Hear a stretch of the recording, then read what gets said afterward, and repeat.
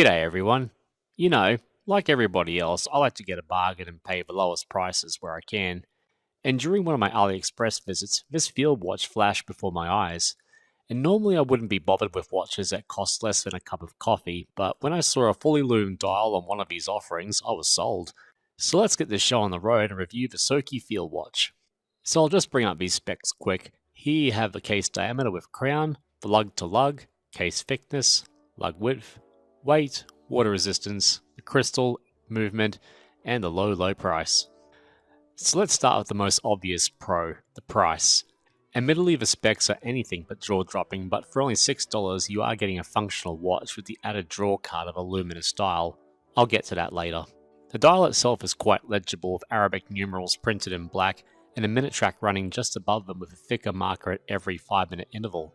Moving further into the dial, you have 24-hour markings, with the accept number at the 3 o'clock position being replaced with a small date complication. And I do like how they included a thin printed square around it, which helps it to blend in a bit with the markers. Further in, you've got the Soki logo at the 12 o'clock position, along with water resist, 3 ATM, and quartz mentioned at 6 o'clock.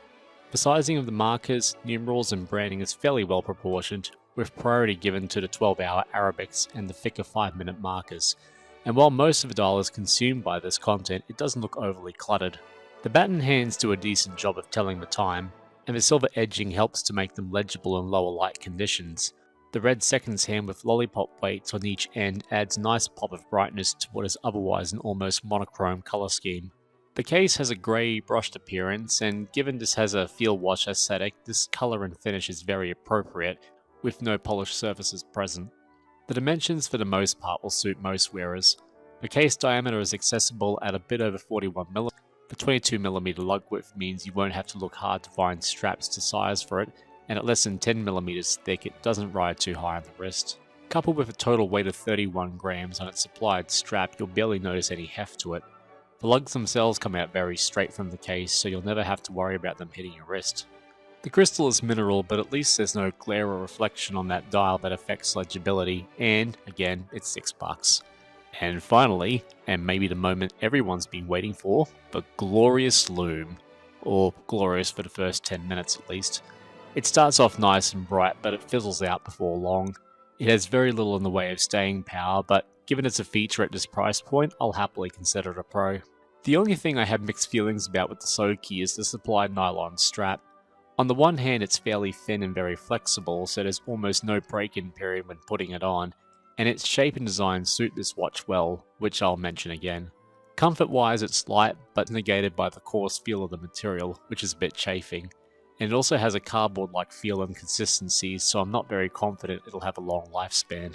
And on that point, I'll mention that there's an old saying that you get what you pay for, and the Soki is no exception to this. To begin, the date complication and its printed text are very small. Even with decent eyesight, checking the date still takes a careful glance. The same can be said for the hour and minute hands. They're too thin, and while the hour hand is adequately sized, that minute hand falls a bit too short of the markers. The ticking seconds hand is pretty loud as well, and I'd go as far to say that it'd rival Timex in decibel ratings. The text near the bottom of the dial is too much, especially as the use of water resist and 3 ATM underneath it seems redundant. I think they could have just left it at 3 ATM to avoid clutter. And speaking of water resistance, 30 meters will really restrict how wet you get this watch, so keep it away from the pool and the ocean deep. The crown is laughably tiny, and while some people might prefer it because you won't risk hitting it against anything, operating it requires either a decent fingernail or Lilliputian fingers. Given how small and flimsy the crown is, I sometimes worry about breaking it when I need to give it a firm yank to get it to its second position to set the time, and pull hard but not hard enough to set it in its first position for the date change. And thanks to some wobble on the minute hand when pushing it back, you'll always struggle to set the time perfectly. On a quick plus, at least the date complications still sets with a satisfying click. The only thing steel on this watch is the case back, and funnily enough it boasts that feature proudly there too. This is probably one of the very few times I'll ever say that it would have been better if Soki just left the case back blank, as it's not that huge a deal. The plastic casing of this watch is very light, but the trade-off is that it also feels very toy-like and fragile, so I wouldn't get too rough with it. And this leads me to my biggest complaint, the lugs themselves. There's almost no curvature at all, so you'll definitely be seeing 49.5mm lug to lug on your wrist, which I feel makes it wear a wee bit too big. And it's hard to explain, but while it's easy enough to fit the spring bars and straps into the lug holes, it just seems no matter which strap combination I use, it always fits, sits, and wears awkwardly. The sides just sit way too straight, which makes the whole watch look rigid on a side view, and also makes wearing it more of a chore with some strap options. I was finally able to throw this on an old bracelet, and that improved its wearability a lot. But I was disappointed as this could have been a strap monster, but it'll only wear well with either bracelets or very thin and loose straps, like the one supplied. So let's be honest, this isn't a collector's watch, nor is it one you'll be handing to your kids as a sentimental piece, let alone an inheritance. What you're getting is a functional watch with a lume dial for less than the price of a takeaway meal. Would I recommend it?